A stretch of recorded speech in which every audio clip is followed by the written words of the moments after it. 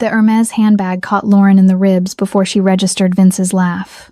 She stumbled backward, her pregnant belly twisting as instinct took over, her body trying to shield the life inside. Her shoulder hit the glass display case with a crack that sang through the boutique, designer perfume bottles rattling like nervous witnesses.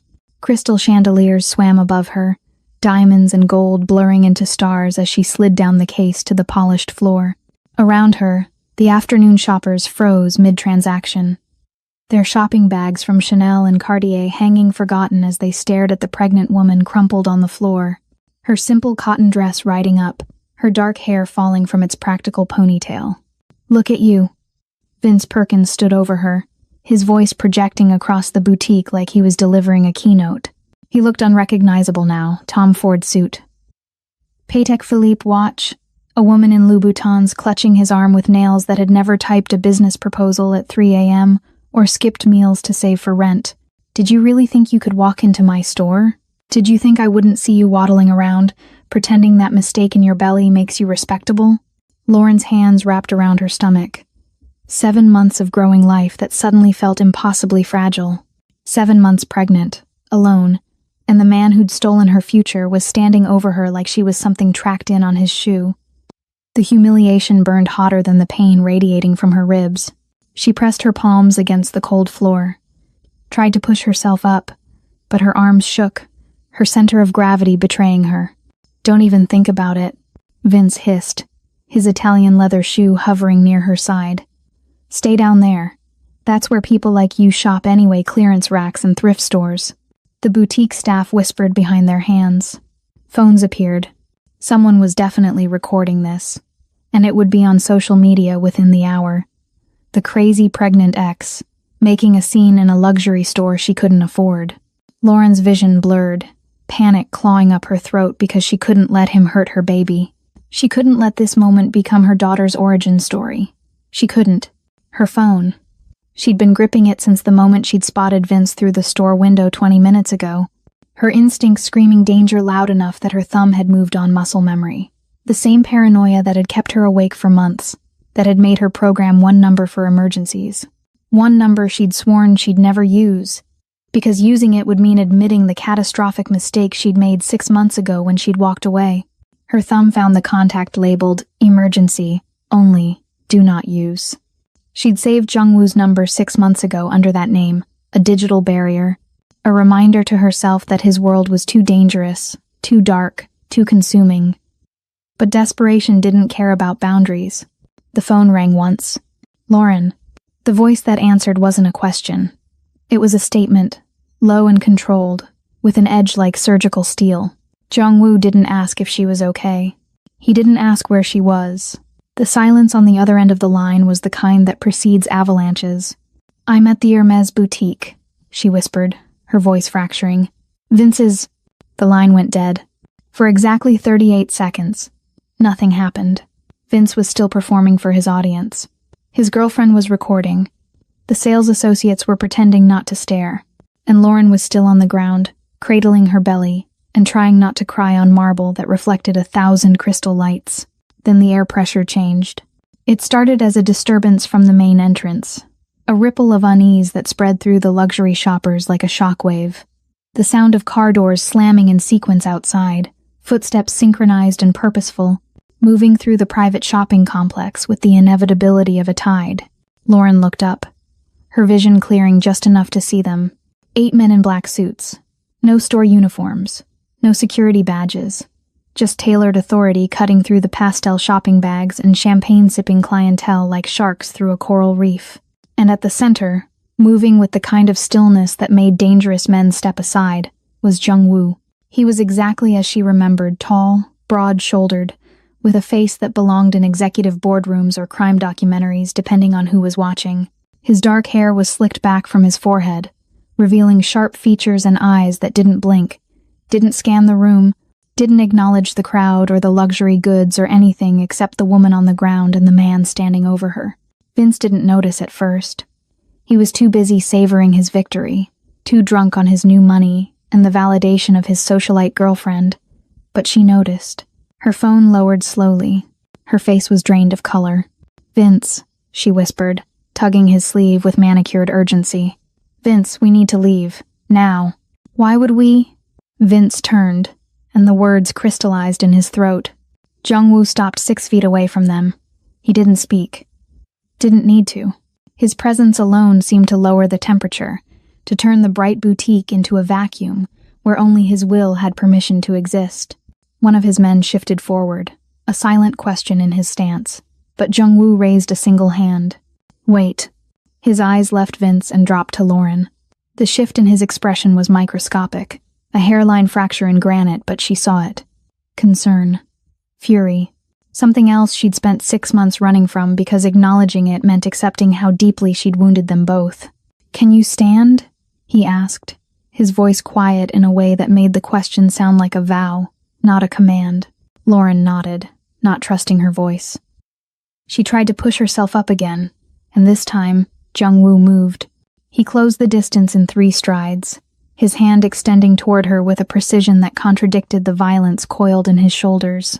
She took it, his fingers wrapped around hers, warm, steady, certain, and he lifted her to her feet as though she and their child weighed nothing at all.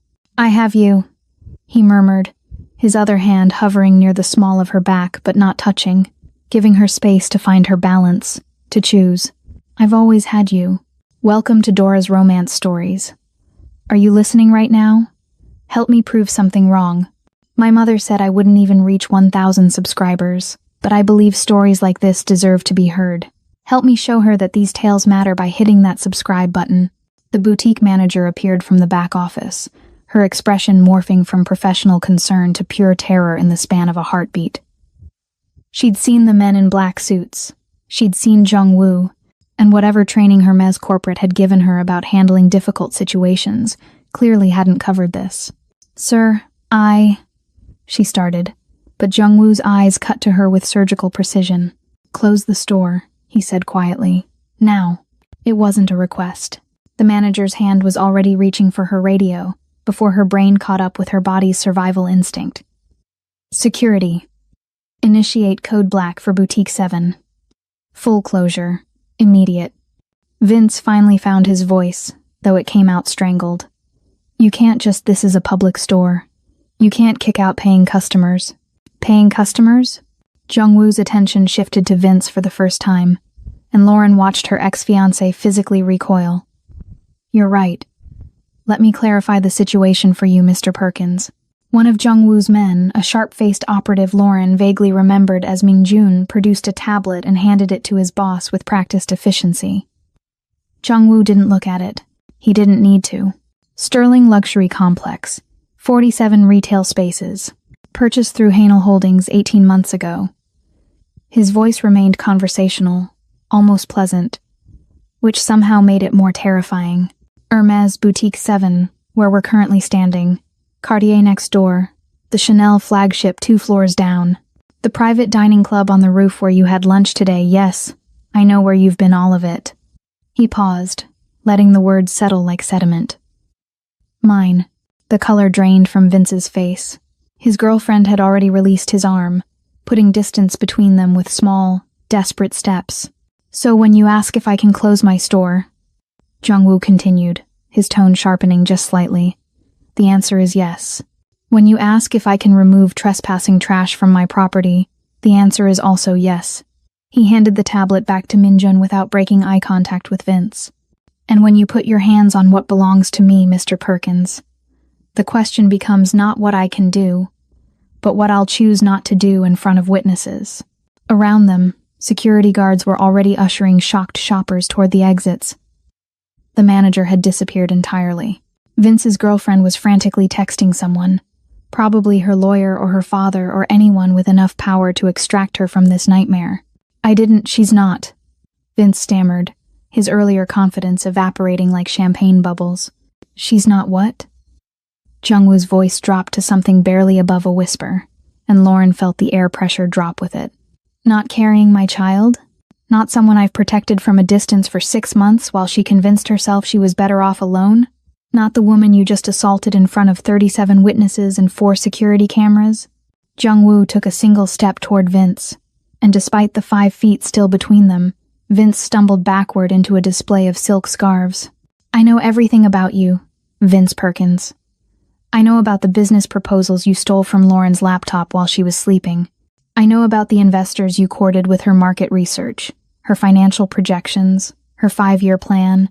I know your new wealth is built on intellectual property theft, fraud, and the systematic destruction of the woman who loved you. He tilted his head slightly. I've known for 4 months. I've been waiting for the right moment to dismantle everything you've built. But then you made a critical mistake. What mistake? Vince whispered. You touched her. Jung-woo turned back to Lauren, his expression softening so abruptly it was like watching a sword sheath itself. Can you walk? Lauren nodded, though her legs still felt unsteady. Jung-woo studied her for a moment, then made a decision. In one fluid motion, he swept her into his arms, one arm beneath her knees, the other supporting her back, lifting her with the kind of care usually reserved for handling explosives. I can walk, Lauren protested weakly, though she didn't struggle. I know, Jung-woo said, already moving toward the exit. But I've watched you walk alone for 6 months. Not today. Behind them, Min-jun stepped into Vince's personal space. Mr. Park suggests you find new investors. Yours will be withdrawing by morning. His smile was surgical. They don't appreciate being defrauded. As Jung-woo carried Lauren through the boutique doors into the main complex corridor, she caught a final glimpse of Vince collapsed against the scarf display, his girlfriend already gone, his empire crumbling before it had fully formed. The last thing Lauren heard before the boutique doors sealed shut was Min-jun's pleasant voice. Have a wonderful afternoon, Mr. Perkins. Security will escort you out through the service entrance. We wouldn't want you embarrassing yourself in front of the public shoppers. CTA. Vince thinks money gives him the right to abuse women. If you believe real men protect, not hurt, hit like and subscribe. Comment real strength protects if you're not siding with a bully like Vince. The estate materialized from the hillside like something conjured from architectural fantasy, all clean lines and dark glass, hidden behind gates that looked decorative until you noticed the reinforced steel and biometric scanners. Lauren had forgotten the weight of this place, how it managed to feel both like a sanctuary and a statement of power. The car glided through 3 separate security checkpoints before stopping beneath a covered portico, where 2 more men in dark suits waited with the practiced stillness of trained soldiers. Jung-woo carried her through doors that whispered shut behind them, into a foyer where marble and warm wood somehow coexisted without competing. He didn't stop until they reached what Lauren remembered as the East Wing, the private quarters, and settled her onto a leather sofa so soft it felt like an embrace. Dr. Choi is already here, he said, stepping back to give her space. She'll examine you and the baby. Anything you need, anything at all, tell Min-jun. He gestured to the sharp-faced operative who'd appeared in the doorway. I'll be upstairs handling Vince's situation. Jung-woo. Lauren's voice stopped him mid-turn. Thank you. For coming. She gestured vaguely at everything. The rescue, the revelation, the fact that he'd dropped whatever empire building he'd been doing to answer a call from the woman who'd walked away from him. His expression shifted, something unguarded flickering across his features before the armor slid back into place. We'll talk after, Doctor. Choi clears you and the baby. It wasn't cold, but it wasn't warm either. I was careful. Rest, Lauren. Dr. Choi turned out to be a woman in her 50s with efficient hands and kind eyes who'd clearly treated enough of Jung-woo's people to remain unrattled by the circumstances. She examined Lauren thoroughly, checking vitals, listening to the baby's heartbeat, pressing gentle fingers along Lauren's ribs where the handbag had connected. Bruising, but no breaks, Dr. Choi announced finally. Baby's heartbeat is strong. Blood pressure is elevated. But that's expected given the stress. She packed her equipment with practiced efficiency. You're both fine, Miss James. But no more luxury store confrontations, yes? After Dr. Choi left, Lauren found herself alone in the vast room, watching sunset paint the floor-to-ceiling windows in shades of amber and rust. The baby kicked a flutter against her ribs that she'd come to recognize as reassurance. We're okay, her daughter seemed to say. We survived. The door opened without knocking. Jung-woo entered, carrying a tray with tea and what looked like her favorite ginger cookies from the Korean bakery she'd mentioned loving exactly once, 6 months ago. He set it on the table beside her, then lowered himself into the chair across from the sofa, close enough to talk, far enough to not crowd her. You remembered, Lauren said softly, nodding at the cookies. I remember everything. He poured tea with the kind of precision that suggested this was him actively choosing gentleness. How you take your coffee, that you hate seafood but pretend to tolerate it at business dinners, that you read mystery novels when you're anxious and rewatch the same 3 movies when you're sad. He handed her the cup. I remember the exact expression you had when you told me you were leaving. Lauren accepted the tea, letting the warmth seep into her hands. You let me go. You asked me to. Jung-woo leaned back, and for the first time since the boutique, he looked tired. You stood in this house, in that exact spot by the windows, and you told me you couldn't breathe in my world, that loving me felt like drowning. His jaw tightened. You said you needed normal, safe, a life where your children wouldn't grow up surrounded by armed guards and blood money. I was scared, Lauren admitted. Your world, the violence, the constant danger, the fact that people want you dead and I'd become a target just by standing next to you. It was too much. I couldn't. Her hand moved to her stomach. I couldn't raise a child in that, so you chose Vince. There was no judgment in his voice, just observation. Stable, predictable Vince with his management consulting job and his 5-year plan. I chose wrong. Lauren's laugh was bitter. Turns out the monster wasn't the man who was honest about his darkness. It was the one who hid his cruelty behind a corporate smile. Jung-woo was quiet for a long moment, studying his own tea like it held answers. When you left, I wanted to follow you. Minjun had teams ready within the hour. We could have made sure you stayed safe, kept you close whether you wanted it or not. He looked up, and the rawness in his eyes made Lauren's breath catch. But that would have made me no different from Vince, wouldn't it? Taking away your choice because I thought I knew better? So you just let me go. I'll let you choose. He set his cup down with quiet precision. But I didn't leave you unprotected. There's been someone watching your apartment since the day you moved in. Someone following you to work, to the grocery store, to every doctor's appointment. You think it was a coincidence that the man who tried to rob you 3 months ago suddenly changed his mind and ran? Or that Vince never showed up at your door despite knowing where you lived? Lauren stared at him. You've been watching me for 6 months? Protecting you. Jung-woo corrected. There's a difference. I didn't interfere with your life, didn't try to contact you, didn't stop you from building whatever future you wanted with whoever you chose. His voice hardened slightly. But I made sure no one could hurt you, even if that someone was yourself through sheer stubbornness about accepting help. Lauren didn't know whether to be angry or moved. That's controlling. Yes, he didn't deny it. It's also the only way I could sleep at night knowing you were out there alone, pregnant, vulnerable, convinced you were better off without me. He leaned forward, elbows on his knees. I'm not a good man, Lauren. I've never pretended to be. My hands are stained with blood and business dealings that would give you nightmares. But I keep my people safe. I keep what's mine protected. His eyes held hers. And you've been mine since the moment you looked at me like I was something other than a monster. I never thought you were a monster, Lauren whispered. You thought my world would make you one. Jung-woo stood, crossing to the windows where sunset was fading into twilight.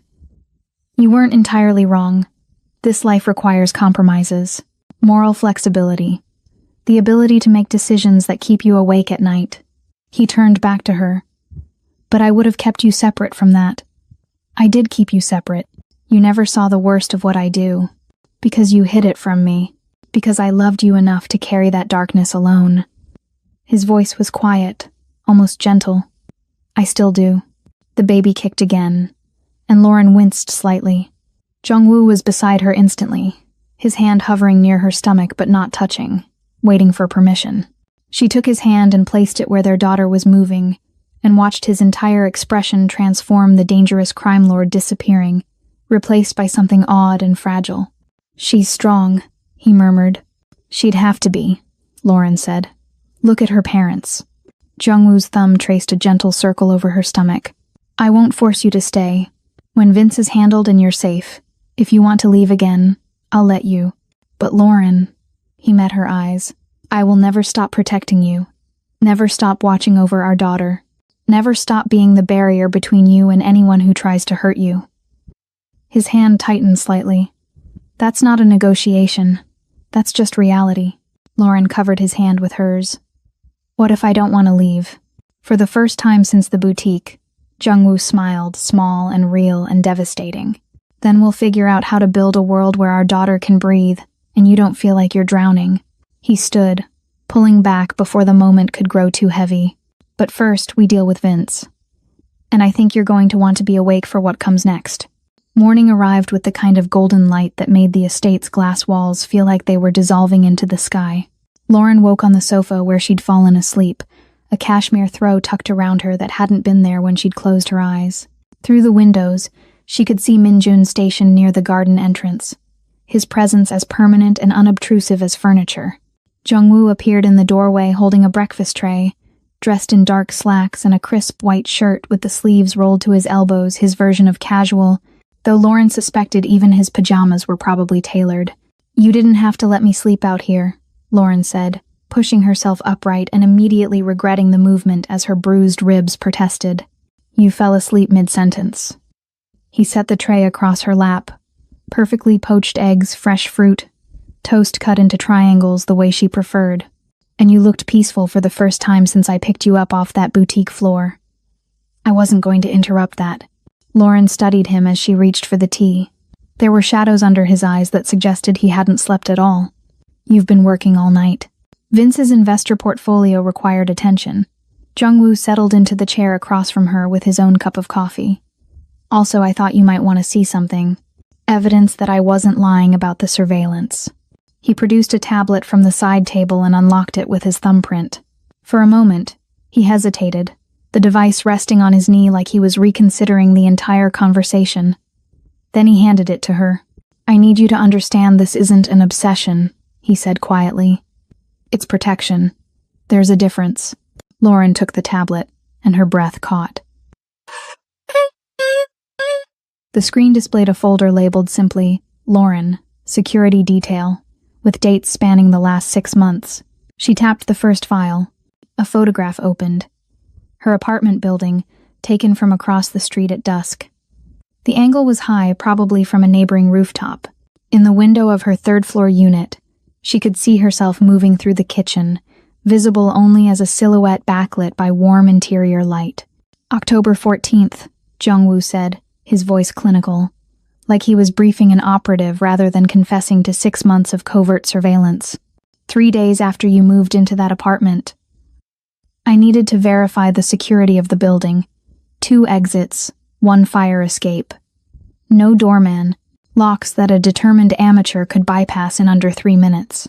He leaned forward slightly. I had them replaced the next day while you were at work. Better deadbolts, reinforced strike plates. You probably never noticed. Lauren swiped to the next image. This one showed her at the grocery store, reaching for produce, completely unaware of the camera. The timestamp read 11:47 a.m., a Saturday. She remembered that day she'd been buying ingredients for soup, trying to convince herself she enjoyed cooking for one. November 2nd. Jungwoo continued. The man standing 3 people behind you in the checkout line had been following you for 2 blocks. A small-time addict looking for an easy target pregnant woman, distracted. Probably had cash. He reached over and swiped to the next photo, which showed the same man being escorted into an alley by 2 large figures in dark jackets. He was given a choice, rehab facility fully funded, or broken hands. He chose rehab. Last I checked, he's 14 weeks sober. Lauren's hands trembled slightly as she scrolled through more images. Her morning walk to the bus stop. The library where she'd spent afternoons researching how to rebuild her business. The clinic where she had her prenatal appointments. And in every single photograph, somewhere in the frame, sometimes barely visible, were Jungwoo's people. A man reading a newspaper on a bench. A woman in workout clothes jogging past. A sedan parked across the street with tinted windows. December 9th, Jungwoo said, as she reached a particularly clear photo of herself sitting alone in a coffee shop, her laptop open, one hand resting on her growing belly. You'd been working on a new business proposal for 4 hours. You looked exhausted. I almost came in. His voice softened. I got as far as the parking lot before I turned around. You'd made your choice. I had to respect that. How many people? Lauren asked, her voice barely above a whisper. Watching you? 3 rotating teams, 8-hour shifts. He took a sip of coffee, his expression unreadable. Overkill, probably. But you're carrying my child, and there are people in this world who would love to hurt me through you. I wasn't taking chances. Lauren reached for another photo and froze. This one showed her sitting on a park bench, face buried in her hands, shoulders shaking. She remembered that day too, the one where she'd finally admitted to herself that leaving Jung-woo had been a mistake, that Vince's charm had been a facade, that she'd traded dangerous honesty for comfortable lies. January 3rd, Jung-woo said quietly. You cried for 47 minutes. I watched from the car. He set his coffee down with careful precision. That was the hardest day. Knowing you were hurting and knowing I couldn't fix it without violating your boundaries. You could have just talked to me, Lauren said, though even as the words left her mouth, she knew how unfair they were. Could I? Jung-woo's eyes met hers. You left because my world terrified you. Showing up at your door demanding to be let back in would have proved every fear you had that I'm controlling, possessive, unable to let you make your own choices. He gestured at the tablet. This way, you gotta build your life. Make your mistakes. Learn that monsters come in many forms, and suits and smiles don't make someone safe. Lauren scrolled to the most recent photos. One from 2 days ago showed her window shopping outside the luxury complex, and her stomach twisted as she realized Jung-woo's people had been there even then, watching, waiting. Another showed Vince entering the Hermes boutique 15 minutes before she did. You knew he'd be there, she said slowly. I knew he lunched at the complex every Thursday. I knew he shopped at that specific boutique because he's petty enough to enjoy spending money in stores his ex-fiancée can't afford. Jung-woo's jaw tightened. What I didn't predict was that you'd go there. When my guy called to say you were heading toward Vince's location, I was already in the car. How long would it have taken you to get there normally? From my office? 22 minutes in traffic. His expression darkened. I made it in 9. I broke at least 6 traffic laws and may have traumatized several pedestrians. Lauren found herself almost smiling despite everything. You could have been arrested. I'd burn this entire city down before I let him hurt you. Jung-woo said it matter-of-factly, like he was commenting on the weather. An arrest would have been inconvenient, but I have lawyers for that. What I don't have is... He stopped himself, looking away. I don't have a replacement for you, Lauren. There's no backup plan. No acceptable alternative. It's you or it's no one.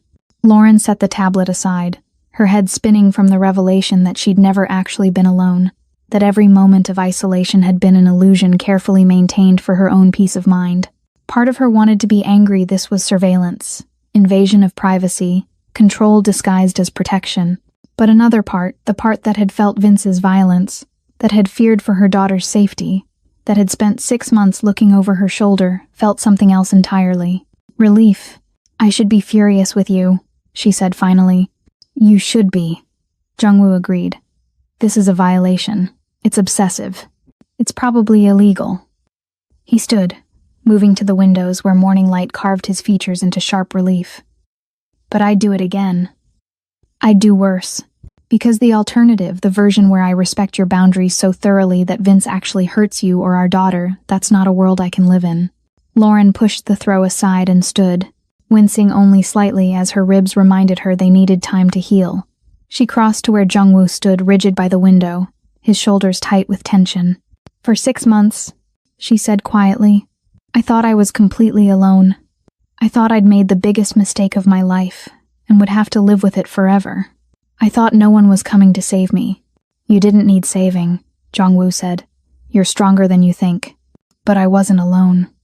Lauren reached for his hand, lacing her fingers through his. That matters. You let me go while still keeping me safe, that matters. She squeezed his hand.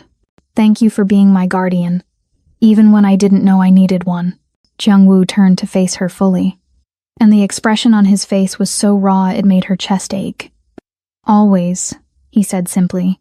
Whether you're here or gone, whether you want me or hate me, I will always stand between you and anything that tries to hurt you. His free hand came up to cup her face with devastating gentleness.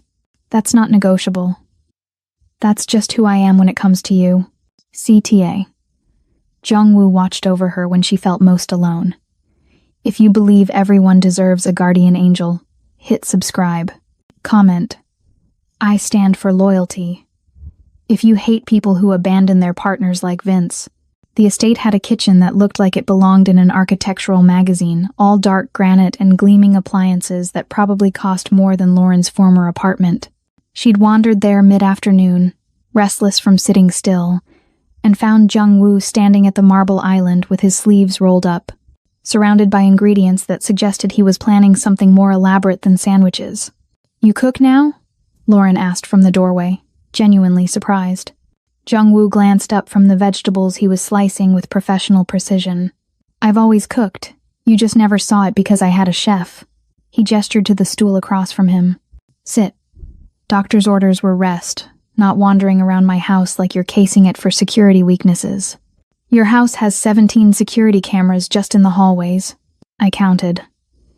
Lauren eased herself onto the stool, watching as he returned to his prep work. What are you making? Myeokguk. He didn't look up from the wakame seaweed he was rinsing. Seaweed soup.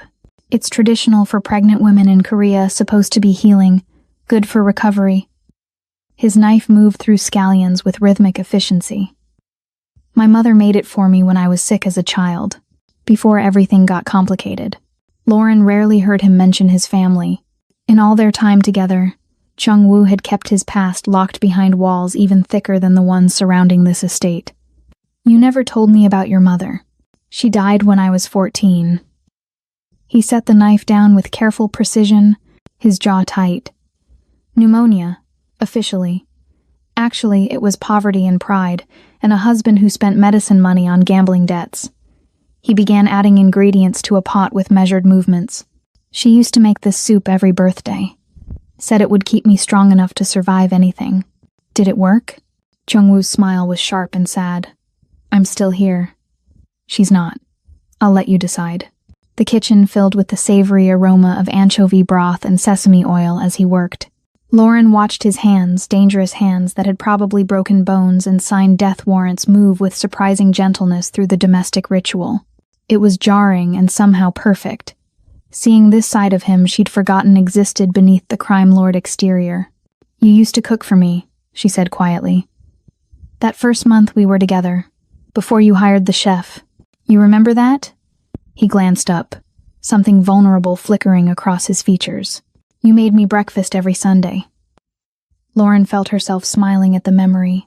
Terrible Western-style pancakes that were somehow burned and undercooked at the same time. You served them with this completely straight face, like you hadn't just committed crimes against breakfast food. They weren't that bad. Jung-woo protested, but his lips twitched. They were inedible. I fed half of them to that stray cat in your garden when you weren't looking. I knew about the cat. He stirred the soup with slow, deliberate circles. I also knew the pancakes were terrible. But you ate them anyway because you didn't want to hurt my feelings. And I kept making them because watching you try to be polite was the most charming thing I'd ever seen. He adjusted the heat beneath the pot. I hired the chef specifically so I'd stop torturing you with my Western cooking. Lauren laughed, then winced as her ribs objected. Jung-woo was around the island instantly, his hand hovering near her side with barely restrained concern. I'm fine, she said. Just sore. Laughing isn't recommended. Then I'll try to be less amusing. But he didn't move away. Instead, his fingers ghosted over her ribcage through her shirt featherlight, testing for reaction. May I?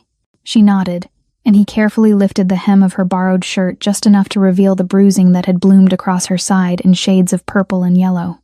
His jaw clenched so hard she heard his teeth grind. I should have broken his hand, Jung-woo said quietly. Should have made sure he never touched anything beautiful again. You're still planning to destroy him financially. That's worse for someone like Vince. Not worse enough. His thumb traced the air above the worst of the bruising, not quite touching. Does it hurt when you breathe? Only when I breathe deeply. Lauren caught his wrist gently. I'm okay, Jung-woo. We're okay. He looked up at her, and the raw protectiveness in his eyes made her breath catch, which immediately made her ribs hurt again, which made him notice, which started the whole concerned cycle over. She would have laughed if it wouldn't have caused more pain. Come here, he said finally, guiding her off the stool with careful hands. The soup needs to simmer anyway. There's something that might help. He led her to an adjoining room she'd missed on her earlier exploration, a spa-like bathroom with a soaking tub large enough to qualify as a small pool. While she stood uncertain in the doorway, Jungwoo started running water, adding salts that turned it milky and filled the air with eucalyptus. "Heat will help with the soreness," he said, adjusting the temperature with his hand under the stream. "Epsom salt for the inflammation. 20 minutes should—" He stopped, suddenly looking uncomfortable. "Unless you'd rather I leave. I'm not trying to, this isn't—" "Stay," Lauren said, surprising herself. "Please. I don't want to be alone right now." His shoulders relaxed fractionally. He stepped into the hallway while she changed into the swimsuit someone had thoughtfully left on the counter, probably Min Jun's work, because the man seemed to anticipate needs before they were voiced.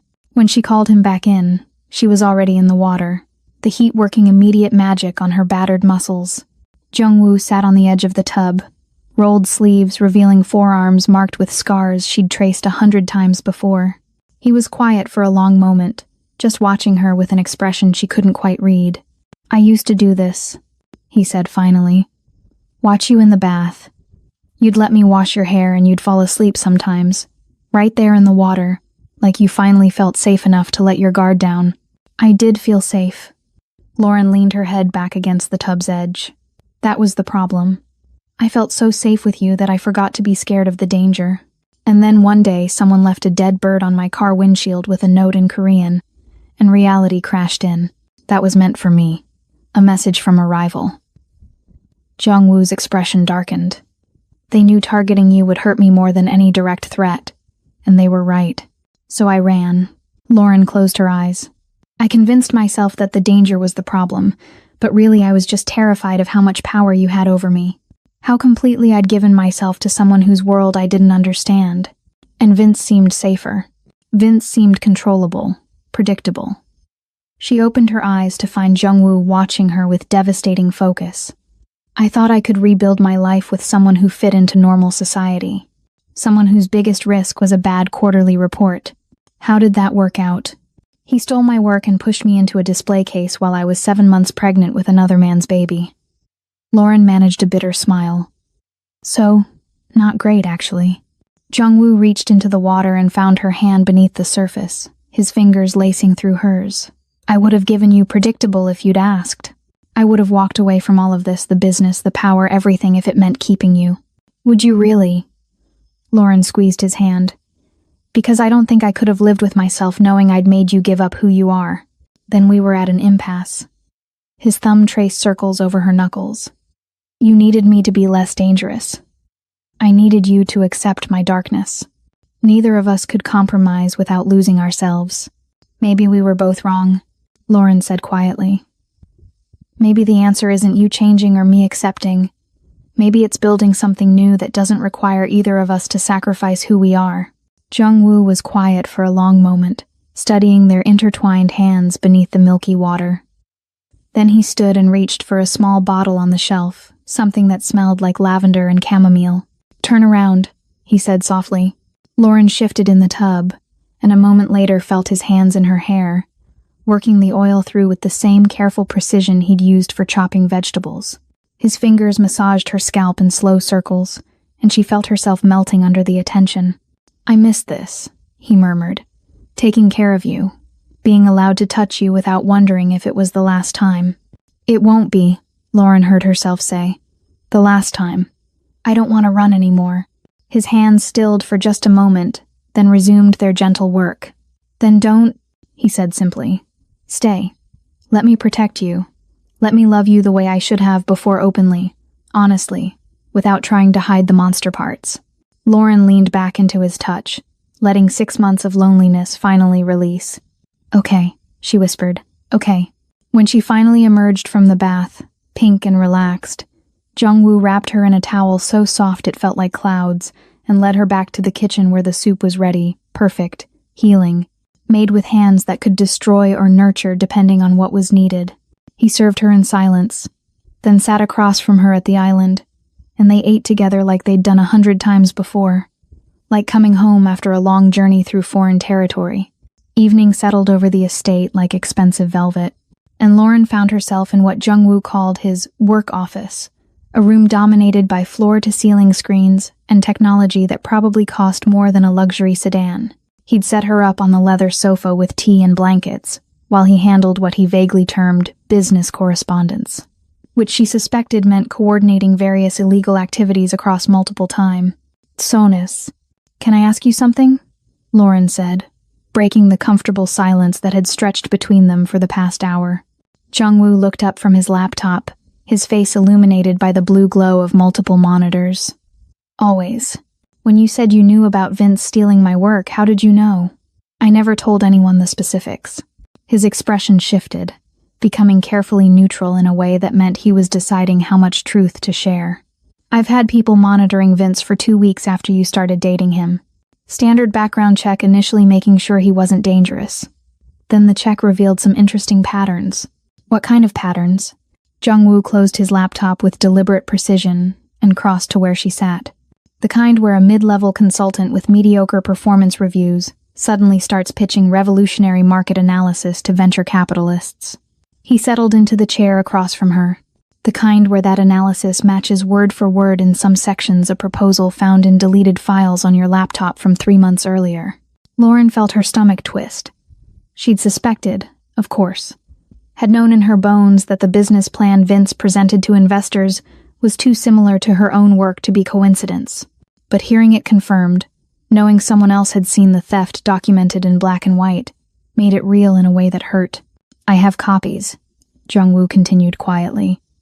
"Your original proposal with timestamps and metadata proving authorship, his pitch deck with matching content, bank records showing the investment money he received $2.3 million based on your intellectual property."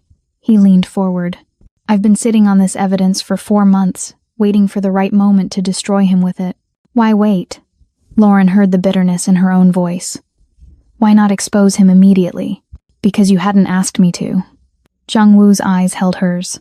"This is your work, your intellectual property, your revenge to claim. I wasn't going to take that from you by acting without permission." He paused.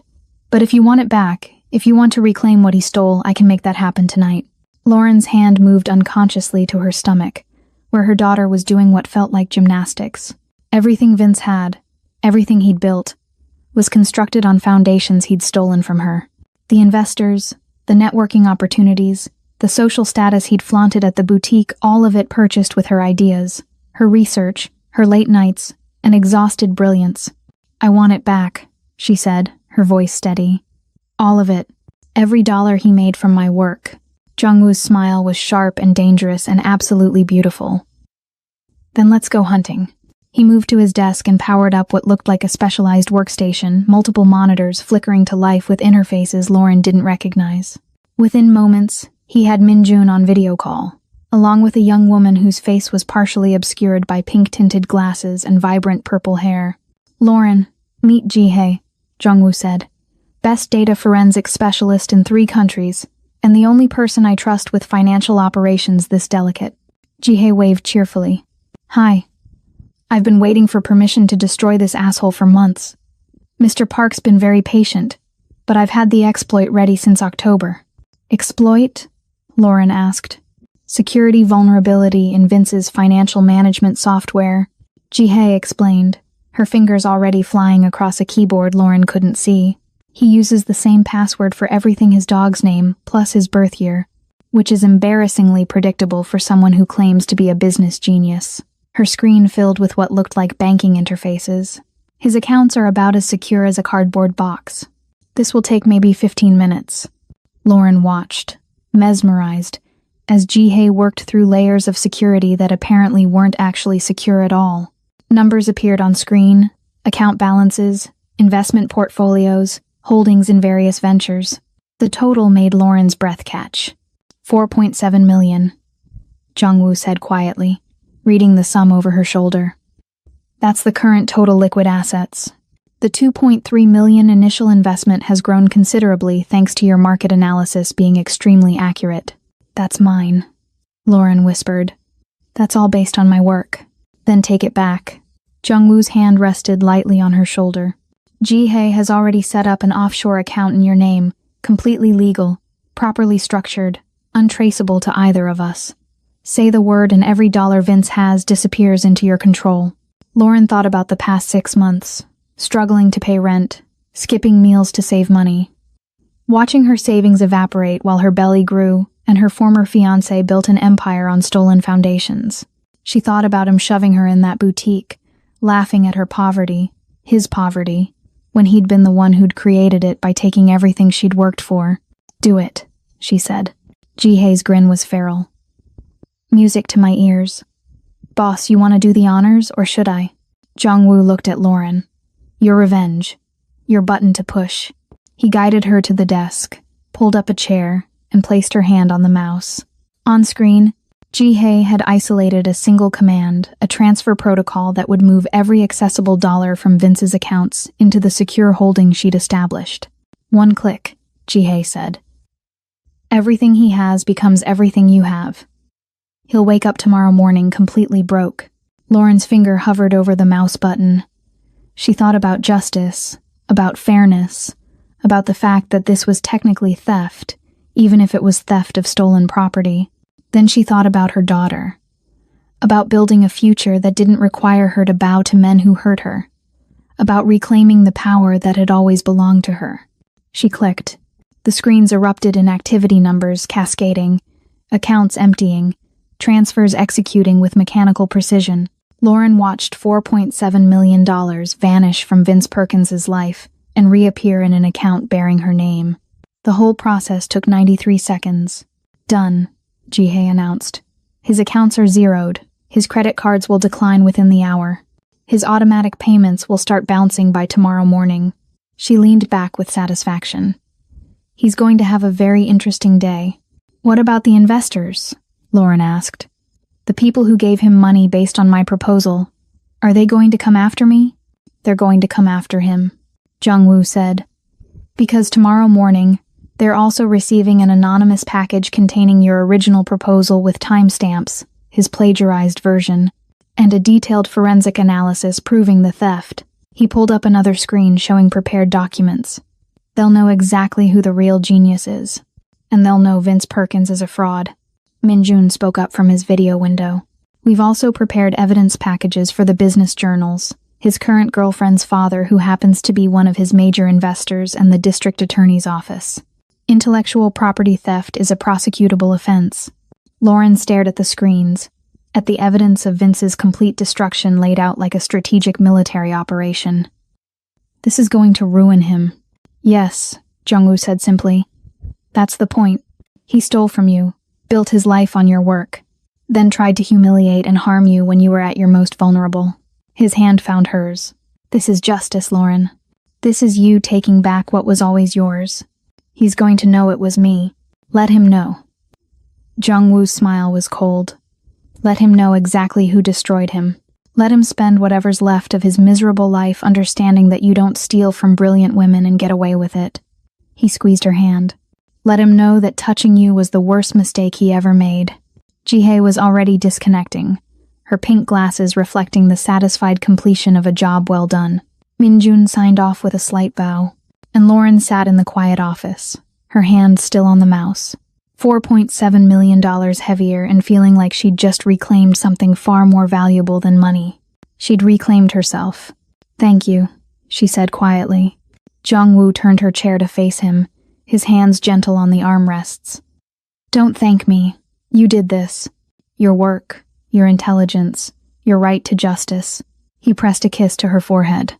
"I just provided the tools and the motivation to watch someone I hate suffer magnificently." Lauren laughed, then winced as her ribs protested.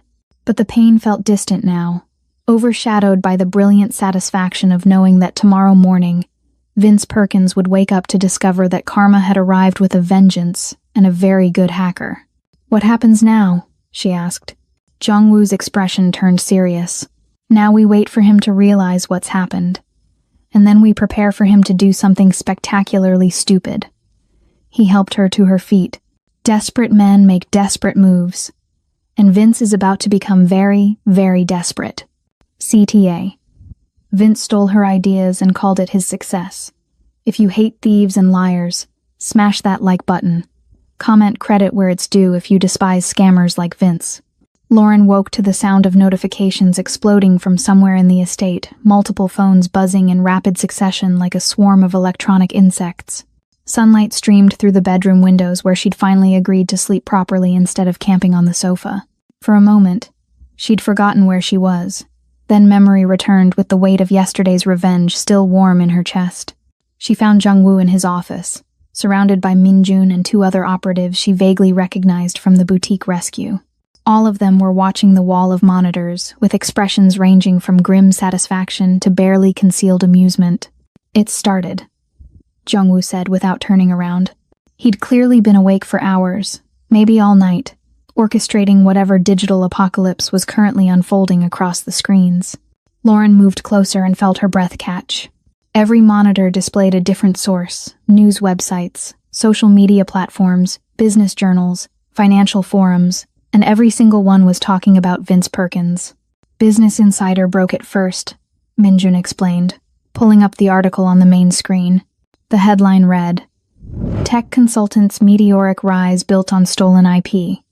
Exclusive Documents Reveal Systemic Fraud." Below it, a photo of Vince at some networking event, all confident and expensive suit, looking like a success incarnate. "They received the full evidence package at 6 a.m., Jung-woo said. By 6:15, their investigative team had verified the timestamps and metadata. By 7, they'd confirmed the story with 3 of Vince's investors who were very unhappy to learn they'd been defrauded. He scrolled through the article with clinical precision. They published at 7:42. It's been escalating since then. Lauren read over his shoulder, watching her stolen work laid bare for the business world to see. The article included side-by-side comparisons of her original proposal and Vince's pitch deck, highlighting identical phrasing, matching financial projections, even the same typo in one of the footnotes. The evidence was damning and irrefutable. "Twitter is having a field day," one of the operatives said, pulling up a feed where number Vince Perkins fraud was trending in 3 countries. Lauren watched tweets scroll past business professionals expressing outrage, former colleagues sharing their own stories of Vince's questionable ethics, and a particularly viral thread from someone who'd gone to business school with him detailing a history of plagiarism and cheating. His girlfriend found out about the money this morning, Min-jun added with barely suppressed satisfaction. "She's the one who leaked the infidelity evidence." "Wait, what?" Lauren turned to Jung-woo. "I thought we were just exposing the business fraud." "We were." Jung-woo's smile was razor-sharp. "But when Charlotte, that's her name, Charlotte Vanderberg, daughter of Edmund Vanderberg, who happens to be Vince's primary investor, when Charlotte checked her boyfriend's suddenly empty bank accounts this morning, she decided to do some investigating of her own." He pulled up a new screen showing Instagram stories. She found some interesting photos on his phone. The Instagram stories were a masterclass in public humiliation. Charlotte had posted screenshots of text messages between Vince and at least 3 other women, all time-stamped during their relationship. Each post was captioned with variations of, "This is what fraud looks like in your personal life too. And when you steal money and cheat, you lose everything." She has 2 million followers, Min-jun noted. Most of them are in the same social circles Vince was trying to infiltrate. He's effectively blacklisted from every networking event, charity gala, and business opportunity in the city. Lauren watched more content flood in TikTok videos dissecting the scandal, LinkedIn posts from investors distancing themselves from Vince, even a trending Reddit thread where people were digging up every questionable business decision he'd ever made. The internet had found a villain and was systematically destroying him with the efficiency of a digital firing squad. CNN Business just picked it up, another operative announced. A new screen activated showing a cable news segment with the Chiron consultant accused of multi-million-dollar IP theft. A legal expert was explaining the potential criminal charges Vince could face: fraud, theft of intellectual property, securities violations if any of his investor pitches constituted misrepresentation. His lawyer released a statement 20 minutes ago, Jung-woo said, pulling up the document. Lauren read the generic denial claims of misunderstanding, promises to cooperate with any investigation, barely veiled threats about defamation lawsuits. It's already been torn apart by actual legal experts on Twitter. He's not helping himself. Lauren's phone buzzed in her pocket. She pulled it out to find dozens of missed calls and messages from people she hadn't heard from in months. Former colleagues, business school friends, even a few journalists requesting interviews. One message stood out, from her former business partner, Sarah. Lauren. Holy shit. I knew that was your work when I saw his pitch last year. Are you okay? Call me. We should talk about reviving the original proposal together. You're going to get a lot of those, Jongwoo said, watching her face. People who suspected but couldn't prove it. People who want to align themselves with the victim instead of the villain. People who see an opportunity to work with the actual genius behind the analysis. He turned to face her fully. You're about to become very visible in the business world. How does that feel? Lauren wasn't sure how to answer. Part of her felt vindicated. The truth was finally public, her work finally credited to its actual author. But another part felt exposed, vulnerable. Like she'd traded Vince's private theft for very public scrutiny. Charlotte's father just released his own statement. Minjun interrupted, pulling up a press release on official Vanderberg Holdings letterhead. He's suing Vince for fraud and demanding return of his full investment plus damages. He's also... Minjun's expression shifted to something like respect. He's offering Lauren a formal apology and requesting a meeting to discuss potential investment in her original business proposal. Edmund Vanderberg wants to meet with me? Lauren's voice came out higher than intended. The man was a venture capital legend, the kind of investor people spent years trying to get 5 minutes with.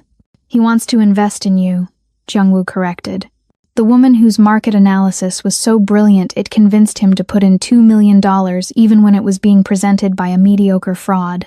He showed her the full statement, which included phrases like exceptional analytical mind and the kind of visionary thinking we look for in long-term partnerships. More notifications flooded in. The Wall Street Journal had published a deep dive. Forbes was running a feature on intellectual property theft in the consulting industry, using Vince as the cautionary tale. Someone had created a Wikipedia page for the scandal. LinkedIn was exploding with posts about business ethics and giving credit where credit is due. His company is dropping him, one of the operatives announced, showing an email that had leaked to the press. Effective immediately. They're citing conduct inconsistent with company values and cooperating with all investigations. Lauren watched Vince's entire life disintegrate across a dozen screens. His money was gone. His reputation was destroyed. His relationship had imploded publicly and spectacularly. His career was over. Even his apartment lease was probably in jeopardy once the landlord saw the news coverage. He tried to call you, Jungwoo said quietly, showing her his own phone where he'd apparently intercepted calls to her number. 47 times since 7 a.m. Minjun's team has also intercepted 3 attempts to physically come to your old apartment. What did you do? Reminded him that restraining orders exist and that showing up at your residence after committing assault would be very bad for his already catastrophic legal situation. Jungwoo's expression was cold. He's desperate, Lauren. Dangerous. This is where men like him stop calculating and start acting in pure panic. As if summoning him with words alone, a new notification appeared, a video posted to Vince's social media accounts. Minjun pulled it up on the main screen, and Lauren felt her stomach twist at the sight of her ex-fiancé, disheveled and clearly unraveling, filming himself from what looked like his apartment. This is character assassination, Vince said into the camera, his voice cracking. I'm being destroyed by a vindictive ex who can't handle that I moved on. Lauren James is working with he gestured wildly, with dangerous people to ruin my life because I broke up with her. None of this is real. The documents are fabricated. The timestamps are fake. This is a coordinated attack by... He's making it worse, Minjun said with clinical observation. Everything he's saying can be disproven with forensic analysis. And now he's also accusing Lauren of conspiracy, which gives her grounds for defamation claims. The video continued with Vince spiraling further into paranoia, claiming shadowy forces were targeting him, that powerful people wanted him destroyed for knowing too much, that this was all part of some larger conspiracy. He looked genuinely unhinged, and the comments below the video reflected that people calling him delusional, laughing at his desperation, pointing out that innocent people don't usually respond to fraud allegations with conspiracy theories. He's going to do something stupid, Jungwoo said, his voice tight with certainty. Today, maybe tonight, but soon. Men with nothing left to lose stopped caring about consequences. Lauren watched Vince's video play out, watched the final destruction of a man who'd built his throne on stolen foundations, and felt something cold settle in her chest that might have been satisfaction or might have been dread. What do we do? Jong-woo's hand found hers, warm and steady against the growing chaos on screen. We prepare for war, he said simply, because he's about to bring it to our door.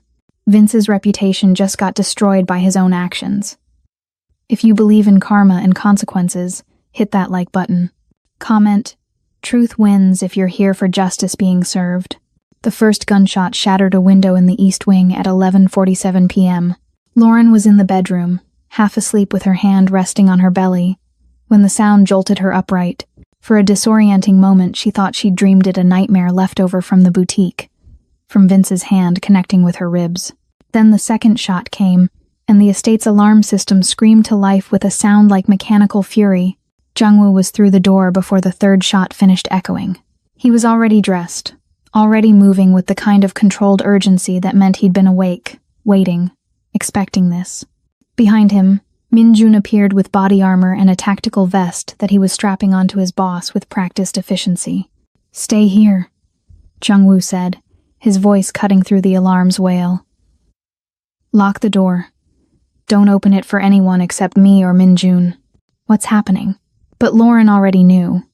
She could see it in the tension of his shoulders, the cold calculation in his eyes. It's Vince. He brought friends. Jung-woo was checking a handgun with movements so familiar they looked like meditation.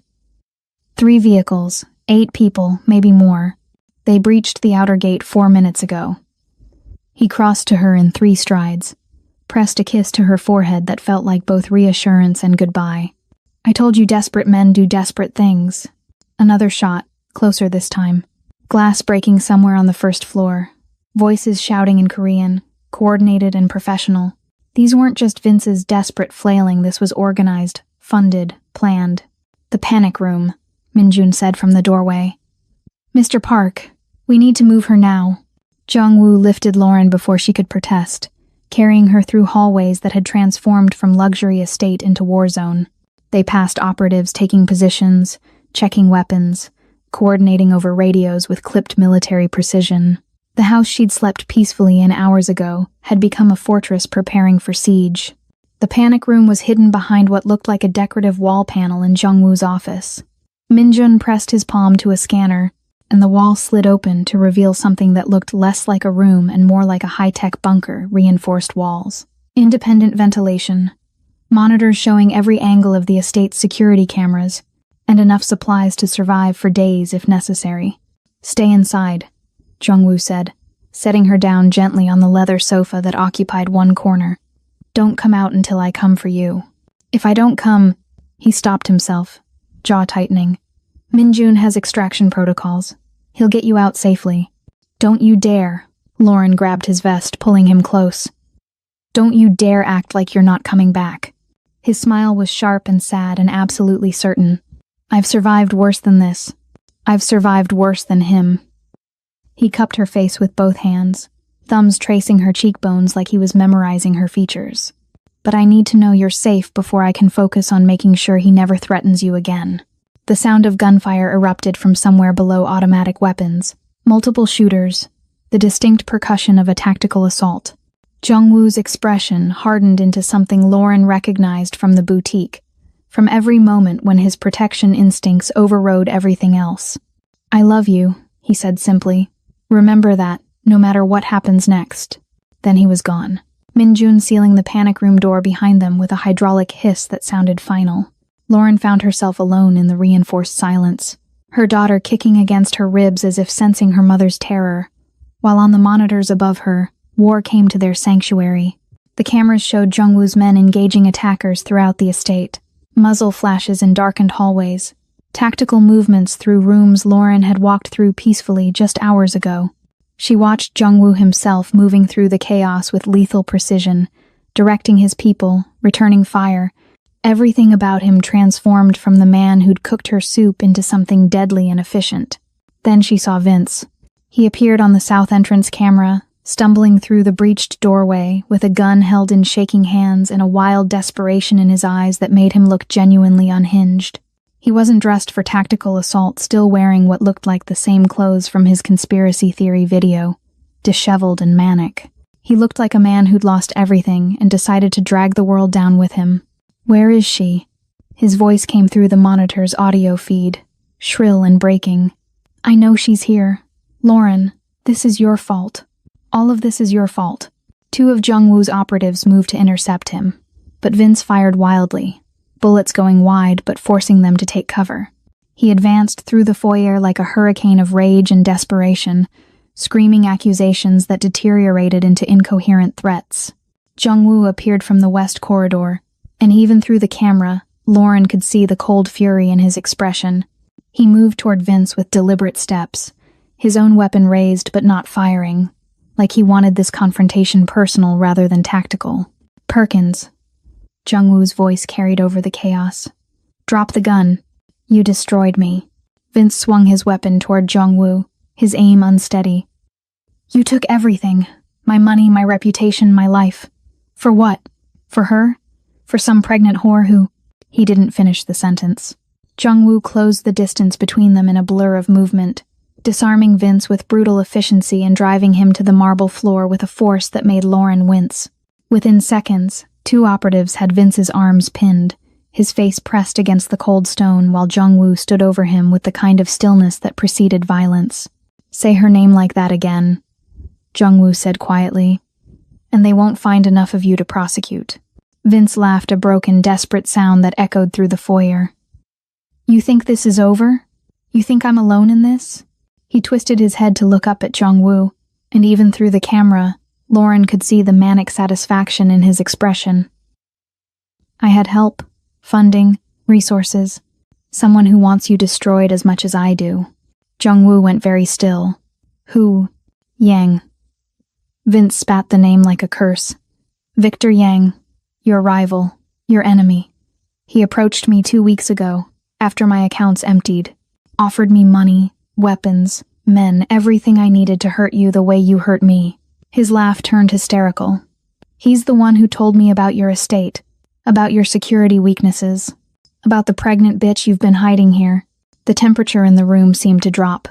Jung-woo crouched beside Vince, his face an inch away, and when he spoke, his voice was barely above a whisper, but Lauren heard every word through the monitor. "Victor Yang sent you here? Used you as a distraction?" Jung-woo's smile was terrible. "Then you're not the main assault, Perkins. You're the bait. And you just told me exactly who I need to destroy next."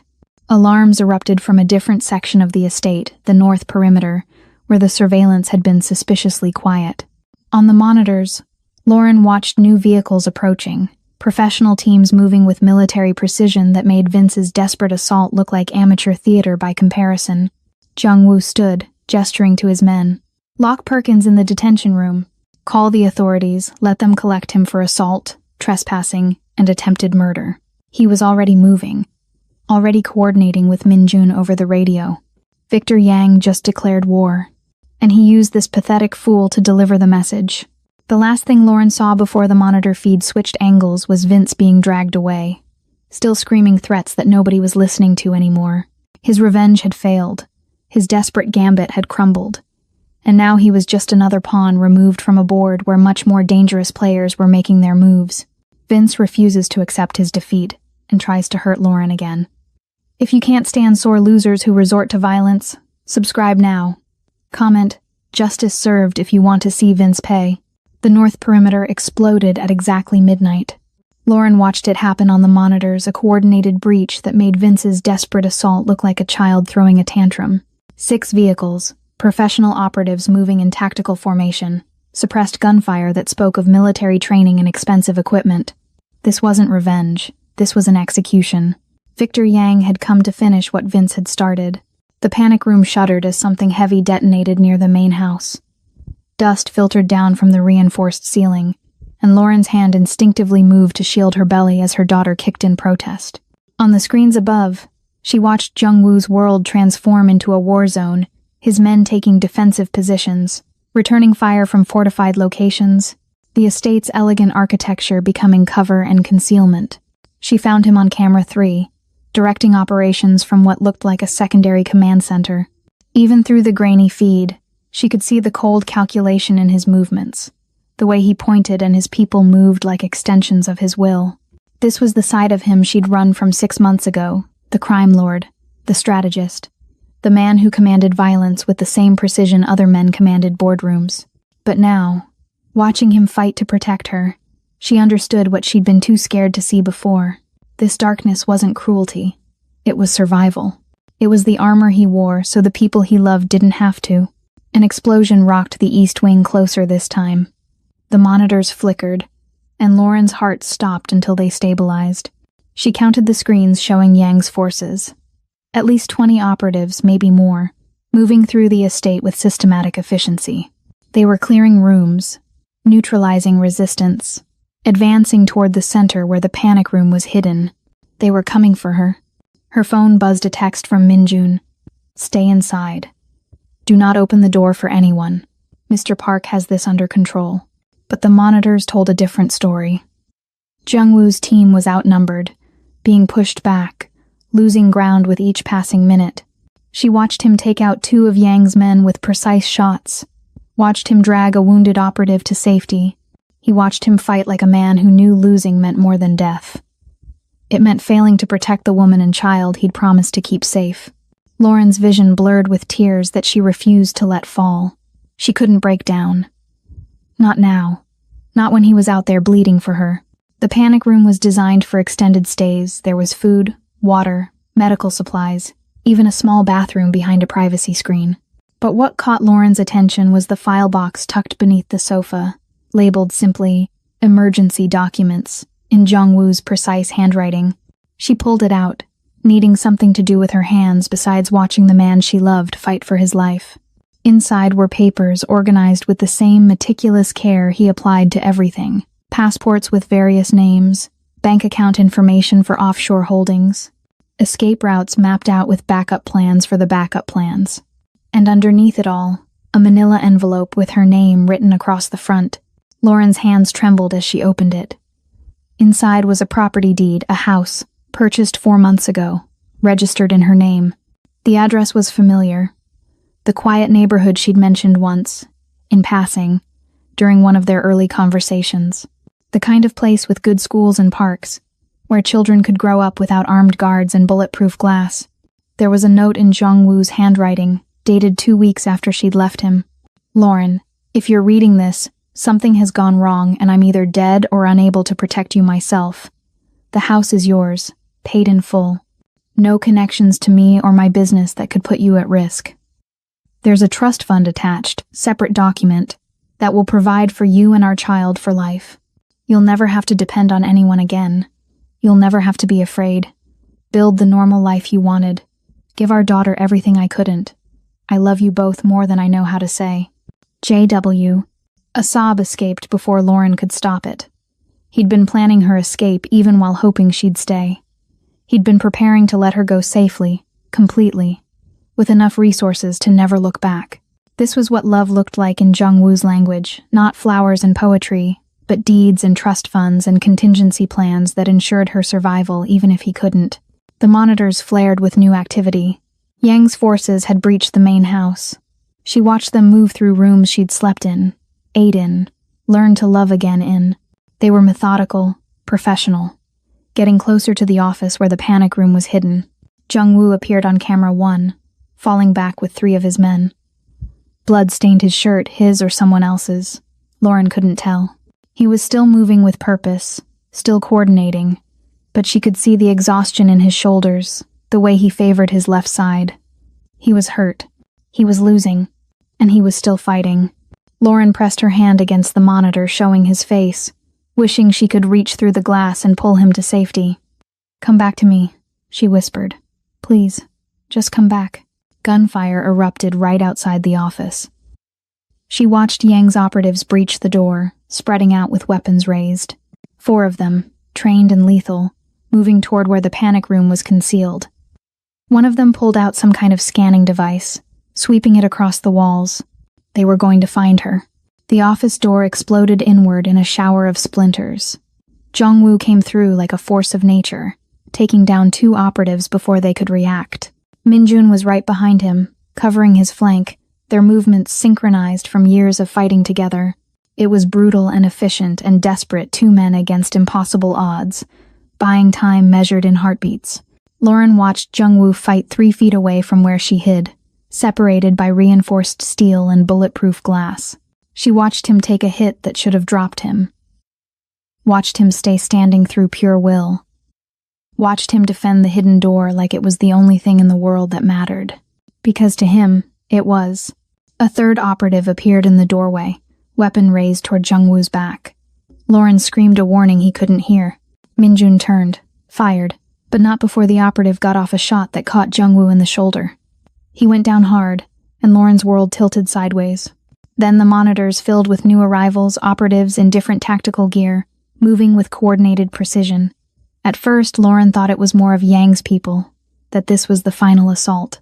But these teams moved in formation behind Jung-woo's remaining men, reinforcing positions, pushing Yang's forces back with professional efficiency. Backup had arrived. She watched the tide turn in real time. Yang's operatives, caught between Jung-woo's core team and the reinforcements, began retreating. Within 10 minutes, the gunfire had moved to the outer perimeter.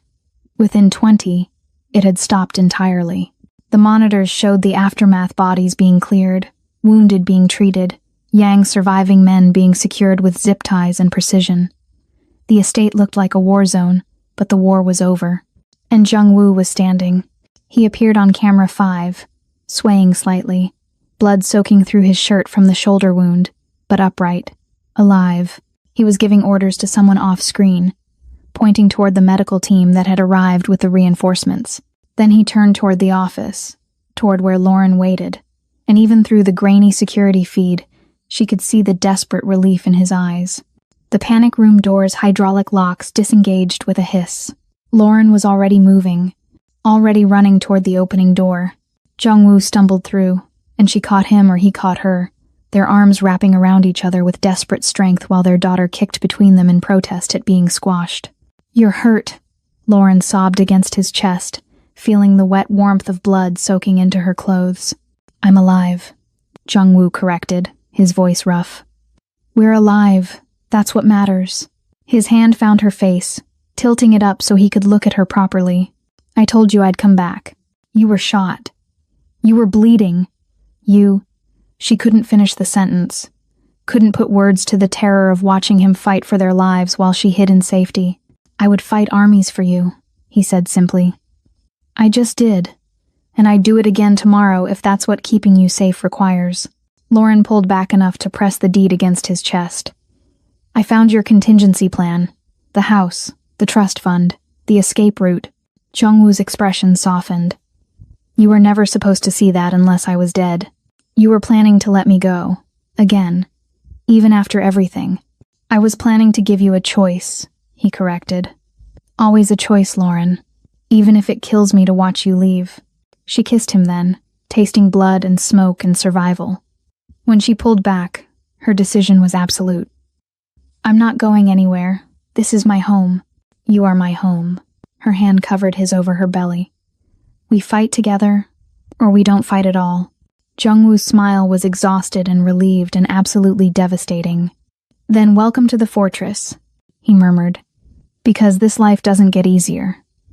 But I swear I'll keep you safe through all of it." Jung-woo is fighting an army to save his family. If you believe love is worth fighting for, hit like. Comment ride or D if you're not a coward who runs away like Vince. 6 months changed everything. Lauren stood at the floor-to-ceiling windows of what had once been Jung-woo's war room and was now her office, watching spring paint the estate gardens in shades of cherry blossom pink and new grass green. The scars from Yang's assault had been erased, new windows installed, bullet holes patched, the marble floors polished, until they gleamed like nothing violent had ever happened here. But the changes ran deeper than cosmetic repairs. The estate felt different now, lighter, like it had exhaled after holding its breath for years. Behind her, their daughter Min-seo, named for new beginnings, slept in a bassinet that looked absurdly delicate against the room's remaining monitors and security feeds. 3 months old, With her father's dark hair and her mother's stubborn chin, she'd entered the world 2 weeks early, as if impatient to start living. Lauren had labored for 14 hours while Jung-woo paced the private medical suite he'd had installed after the siege, looking more terrified than he'd ever looked, facing armed operatives. "She's perfect," he'd whispered, when the doctor finally placed their daughter in his arms, and Lauren had watched the last of his armor crack open to reveal the man underneath softer, more vulnerable, completely undone by 7 pounds of squirming infant. The door opened quietly, and Jung-woo entered carrying 2 cups of tea and moving with only the slightest hitch in his left shoulder, a reminder of the bullet that had almost cost him everything. He'd been in physical therapy for months, rebuilding strength, and had only recently stopped looking like he might shatter if someone touched him wrong. "She's still sleeping?" he asked, setting Lauren's tea on the desk before crossing to the bassinet with the reverence of someone approaching something holy. "For now. Give her 20 minutes and she'll be screaming like her father's enemies are at the door." Lauren joined him, slipping under his arm to lean against his side. They'd learned to stand like this, close enough to touch, always within reach, like the siege had rewired something fundamental in both of them about proximity and safety. Jung-woo's laugh was soft. "She has excellent survival instincts." His finger traced Min Seo's tiny hand, and she gripped it reflexively in her sleep, making his entire expression transform into something odd. "I still can't believe she's ours." "Believe it. You're changing the next diaper. Fair trade for the 4 a.m. feeding you handled alone while I was on that conference call with Tokyo." He pressed a kiss to Lauren's temple, then gestured to the tablet open on her desk. The final contracts came through. Sterling Innovations is officially registered and operational as of 9 a.m. this morning. Lauren felt something bright and fierce bloom in her chest. Sterling Innovations, her company, built on her original business proposal, funded by her reclaimed money and Edmund Vanderberg's enthusiastic investment, after he'd spent 3 meetings apologizing for unknowingly backing Vince's fraud. The company focused on market analysis and strategic consulting, completely legitimate, with an advisory board that included some of the most respected names in finance. It was everything she dreamed of building, before Vince had stolen her future and Jung-woo had helped her reclaim it. "We're really doing this," she said, scanning the incorporation documents. "Clean business, legal operations, no blood money or questionable dealings." "No blood money," Jung-woo agreed. "Though I'm keeping the security detail. Non-negotiable. You're still married to a man with enemies." They'd gotten married 6 weeks after the siege in a private ceremony with Min Jun as witness, and a security team discreetly positioned around the garden where they'd exchanged vows. Lauren had worn a simple dress that accommodated her very pregnant belly, and Jung-woo had cried when she'd walked toward him, actually cried, tears tracking down his face while he'd tried to maintain composure and failed beautifully. "I'm not arguing about security," Lauren said, pulling up the news feed on her tablet. "Especially not after this morning's update." The headline was 6 months old but still satisfying to read. "Disgraced consultant Vincent Perkins, sentenced to 15 years for fraud, IP theft, and assault." The article detailed his conviction on multiple charges: the intellectual property theft, securities fraud, the assault at the boutique, and attempted murder charges from the estate attack. His cooperation against Victor Yang had earned him a slightly reduced sentence, but not enough to matter. Yang himself had been killed in the siege, caught trying to escape through the north perimeter by Jung-woo's reinforcements. His syndicate had collapsed within weeks, absorbed or destroyed by rivals. The threat that had loomed over them for years had evaporated in a single violent night. "Charlotte testified against Vince," Lauren said, reading the article's update section. "Said he'd been planning the estate attack for days before Yang approached him with funding. Apparently revenge was always the goal, Yang just provided the means." "Let him rot," Jung-woo said without heat. "He's exactly where he belongs, and we're exactly where we belong." His hand found hers. "Building something real. Something our daughter can be proud of." Min Seo chose that moment to wake with the outraged wail of someone who'd been promised milk and found none forthcoming. Lauren scooped her up, settling into the leather chair, while Jung-woo hovered with the practiced anxiety of a new father who still couldn't quite believe nothing catastrophic would happen if he blinked. "She's fine," Lauren assured him, adjusting Min Seo against her shoulder. "You can stop looking like she's about to spontaneously combust. She's so small. Everything is a threat. What if she stops breathing? What if you trust that I've read every parenting book in existence and we're going to be fine? Lauren smiled up at him. Sit, breathe. Your daughter needs you present, not panicking. Jungwoo lowered himself into the chair across from her, but his eyes never left Minseo. I never thought I'd have this. A family, a home that feels like more than a fortress. His voice dropped. Someone who chose to stay even after seeing the worst of me. I didn't see the worst of you, Lauren said quietly. I saw you fight an army because you loved me. I saw you plan my escape even when you wanted me to stay. I saw you become someone who could build legitimate businesses and change diapers and cry at weddings. She shifted Minseo to her other shoulder. That's not the worst of you, Jungwoo. That's the best of you finally having room to breathe. Minjun appeared in the doorway, his knock perfunctory since he'd been given standing permission to interrupt for anything baby-related or business-critical. The Vanderberg meeting is in 30 minutes. Should I push it? We'll be there, Lauren said, already standing. Can you watch Minseo for an hour? The emergency bottle is in the warmer.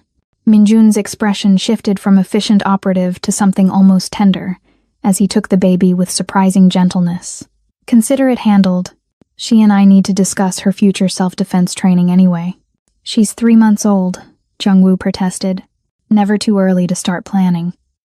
Minjun was already cooing at Minseo in Korean, completely destroying his intimidating operative image. The meeting with Vanderberg was everything Lauren had worked toward: contracts signed, partnerships formalized, her first major client secured for Sterling Innovations. Vanderberg himself had insisted on working with her specifically, saying he'd spent months regretting being fooled by Vince and wanted to make amends by backing the actual genius. By the time they returned to the office, Minseo was asleep again in Minjun's arms, and the sun was setting over the estate in shades of amber and gold.